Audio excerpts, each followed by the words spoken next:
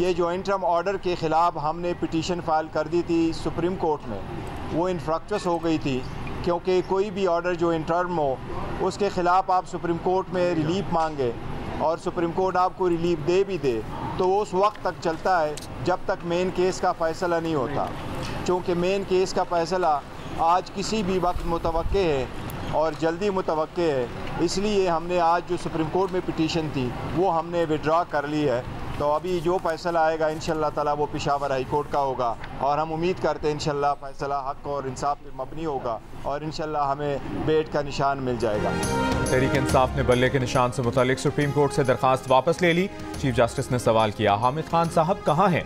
Barrister Gauhar से पूछा, आप कौन हैं? बैरिस्टर गौहर खान बोले, वो दरख्वास्त गुजार के वकील हैं। चीफ जस्टिस ने हामिद खान से सवाल किया, आप खड़े नहीं हुए, ये बताएं आप वकील नहीं हैं इस केस में। कल को कोई भी आकर ये दावा कर दे कि हमने दरख्वास्त वापस नहीं ली थी तो फिर? अली जफर कहाँ हैं? उन्हें तो एतराज़ नहीं दरख्वास्त वापस लेने पर। हामिद खान ने जवाब दिया, हमारा केस इस वक्त पेशावर हाई कोर्ट में है। अली जफर को एतराज़ नहीं, वो इस वक्त पेशावर हाई कोर्ट में है। अदालत ने तहरीक इंसाफ की दरख्वास्त वापस लेने की बुनियाद पर खारिज कर दी।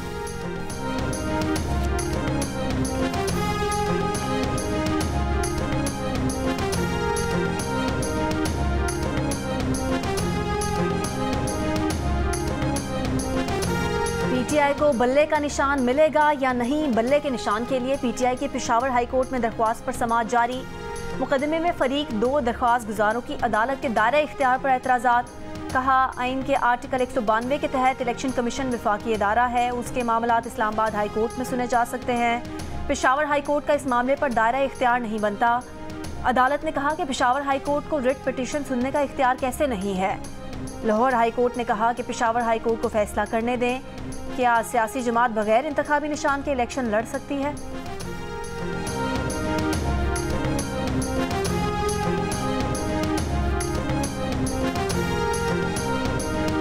NA 122 लाहौर से बानी पीटीआई के कागजात मुस्तरद करने के खिलाफ अपील खारिज। इलेक्शन ट्रिब्यूनल ने रिटर्निंग अफसर का कागजात मुस्तरद करने का फैसला बरकरार रखा है। NA 130 से डॉक्टर यास्मीन राशिद को इलेक्शन लड़ने की इजाज़त। अपीलों पर ट्रिब्यूनल के फैसलों का आज आखिरी दिन।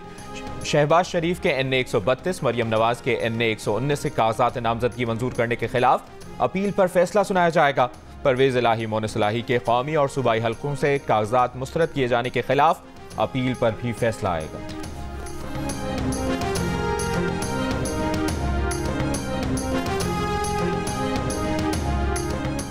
इलेक्शन कमीशन ने 145 सियासी जमातों के इंतखाबी निशानात की तफसील रिटर्निंग अफसरान को भिजवा दी। ज़राए के मुताबिक तहरीक इंसाफ समेत 12 से ज़ायद सियासी जमातों के नाम इंतखाबी निशानात वाली फहरिस्त में नहीं। इन सियासी जमातों के निशानात इंट्रा पार्टी इंतखाबात ना कराने के बाइस रोके गए हैं।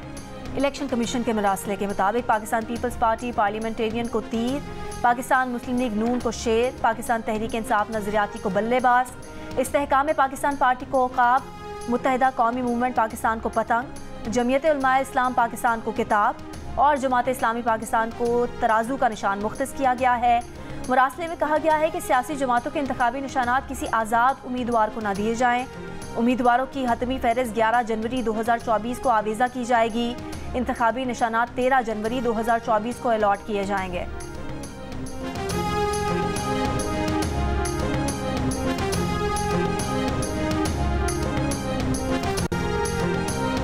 MQM पाकिस्तान की NA 242 कराची से शहबाज शरीफ के हक में दस्तबरदार होने की तरदीद। कन्वीनर डॉक्टर खालिद मकबूल सिद्दीकी ने कहा कि NA 242 पर एडजस्टमेंट की खबरों में सदाकत नहीं। इस नशिस्त पर मुस्तफ़ा कमाल MQM पाकिस्तान के उम्मीदवार हैं। ज़राए ने दावा किया था कि MQM शहबाज शरीफ को NA 242 कराची की सीट देने पर आमादा हो गई है।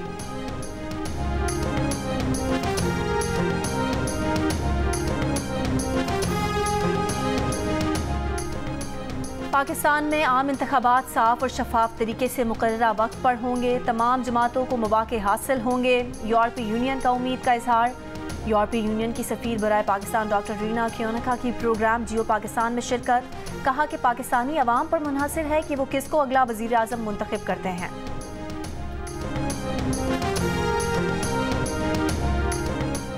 पाकिस्तान में भारत के साबिक हाई कमिश्नर अजय बसारिया ने दावा किया है कि बालाकोट में कार्रवाई और अभिनंदन के पकड़े जाने के बाद साबिक वज़ीर आज़म ने भारतीय हम मनसब को कॉल करने की कोशिश की मगर राब्ता ना हो सका।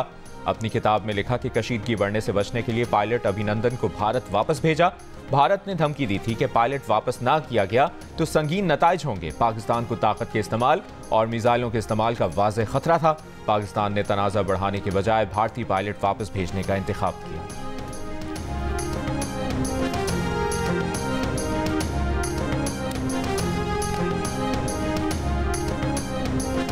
नवाज शरीफ 17 जनवरी से अपने जलसों का आगाज़ करेंगे। कायद नून लीग 12 से 15 डिवीजन में जलसों से खिताब करेंगे। रहनुमा नून लीग राना सनाउल्लाह की प्रोग्राम जियो पाकिस्तान में गुफ्तगू। कहा मरियम नवाज और शहबाज शरीफ मुल्क भर में 60 जलसे करेंगे। मरियम नवाज और शहबाज शरीफ 15 जनवरी से इंतखाबी जलसे शुरू करेंगे।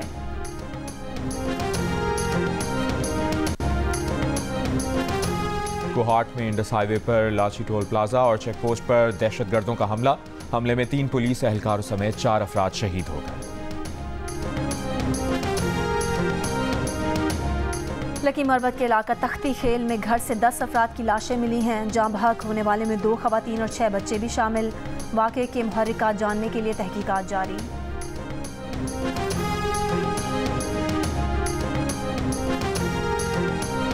फैसलाबाद में मुबैना मुकाबले में 3 ज़ेर हिरासत मुल्ज़िमान हलाक। पुलिस का दावा है कि बरामदगी के लिए जाते हुए मुसल्लह अफराद ने वैन पर फायरिंग की। 1 एहलकार जख्मी हुआ, 3 कैदी मारे गए।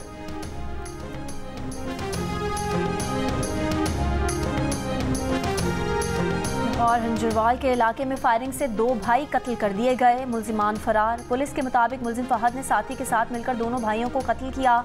मकतूलीन की बहन ने मुल्ज़िम फहद से पसंद की शादी की थी। मकतूल अपनी बहन को वापस अपने घर लाए जिस पर मुल्ज़िम को गुस्सा था। सिंध, पंजाब और खैबर पख्तूनख्वा के मैदानी इलाकों में आज भी शदीद धुंध। मामूलात मुतासर। Flight schedule दरहम Barham. मुल्तान और पेशावर की 7 परवाजें लाहौर, कराची, इस्लामाबाद मुंतकिल। मुल्की और गैर मुल्की 8 परवाजें मनसूख कर दी गईं। नए साल के पहले 10 दिन में पाकिस्तान की 320 परवाजें मनसूख की जा चुकी हैं। धुंध के बाइस मोटरवेज और कौमी शाहराहों पर ट्रैफिक की रवानी मुतासर रही।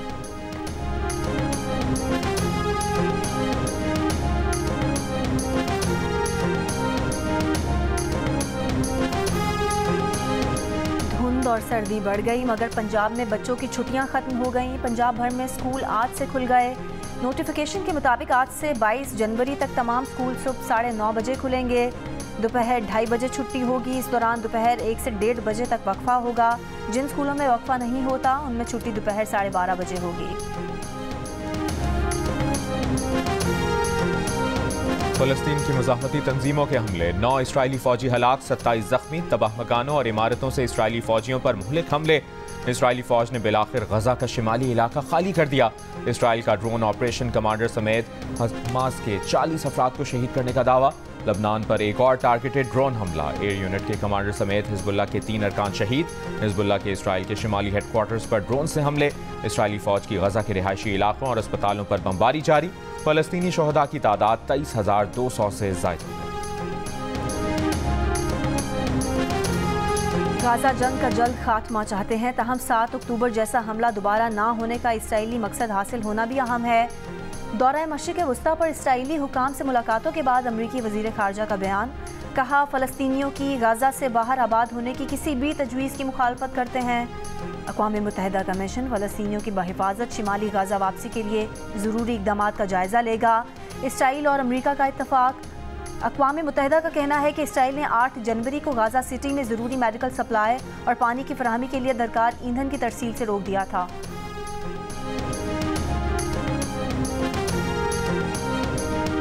यमन के हौथियों का बहरा अहमर में अब तक का सबसे बड़ा हमला। 18 ड्रोन्स, 2 एंटीशिप क्रूज मिसाइल और 1 एंटीशिप बैलिस्टिक मिसाइल दागे। अमरीकी फौज का शिपिंग लाइन पर हमला नाकाम बनाने का दावा।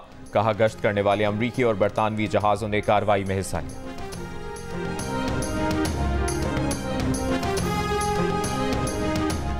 आलमी अदालत इंसाफ में गाज़ा नस्ल कुशी केस की हिमायत करने वाले ममालिक में पाकिस्तान भी शामिल। मालदीव की भी ICJ में इसराइल के खिलाफ मुकदमे की हिमायत। आलमी अदालत इंसाफ में इसराइल के खिलाफ मुकदमे की समाअत 11 और 12 जनवरी को होनी है।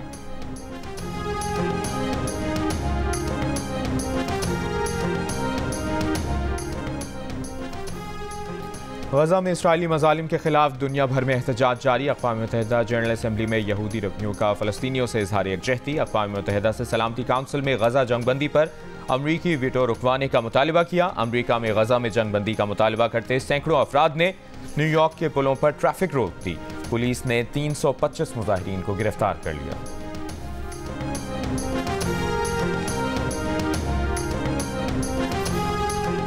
पाक कतर मुश्तरका फ़ज़ाई मश्क ज़िलज़ाल 2 का कतर में आगाज़। पाक फ़ज़ाइया के जदीद तरीन J-10C लड़ाका तैयारे पहली बार हिस्सा लेंगे।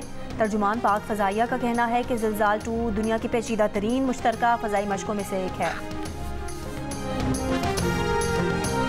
ज़ायरीन को मक्का मदीना में निकाह पढ़ने की सहूलत दे सकते हैं। सऊदी वज़ीर हज और उम्रा डॉक्टर तौफीक ने ज़ायरीन को मज़ीद सहूलतें देने का इंदिया दे दिया। कहा, मक्का मुकरमा और मदीना मुनव्वरा समेत मुमलिकत में सयाहती प्रोग्राम का इनेकाद भी किया जा सकता है।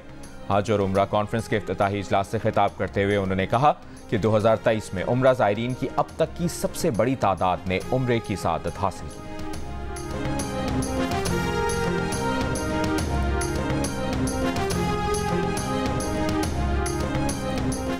3 लाख रुपए मालियत का 100 तोला सोना। कराची, हैदराबाद, थरपारकर और मुत्तहिदा अरब अमारात में कारोबार और जायदादें। सिंध के साबिक वजीर शर्जील इनाम मेमन और उनकी अहलिया के असासों की तफसीलात सामने आ गईं।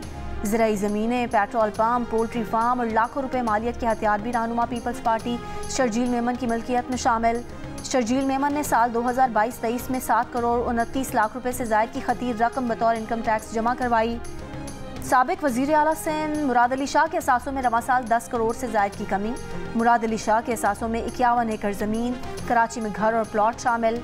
साबिक वज़ीर आला सिंध की अहलिया के पास भी तोहफे में मिलने वाला 100 तोला सोना मौजूद है।